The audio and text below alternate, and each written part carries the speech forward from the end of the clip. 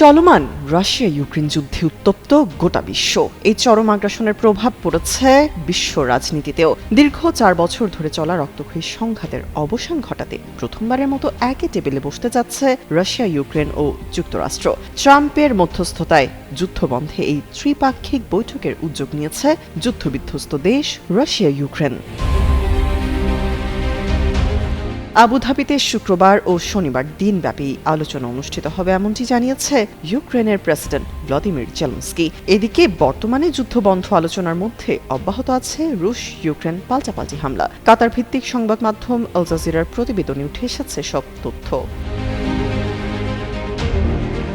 বৃহস্পতিবার সুইজারল্যান্ডের দাভোসে যুক্তরাষ্ট্রের প্রেসিডেন্ট ডোনাল্ড ট্রাম্পের সঙ্গে বৈঠকের পর জেলেনস্কি জানান, ইউক্রেনের জন্য নিরাপত্তা নিশ্চয়তা সংক্রান্ত শর্তগুলো চূড়ান্ত করা হয়েছে। একই সঙ্গে যুদ্ধ পরবর্তী অর্থনৈতিক পুনর্গঠন নিয়ে একটি চুক্তিও প্রায় প্রস্তুত।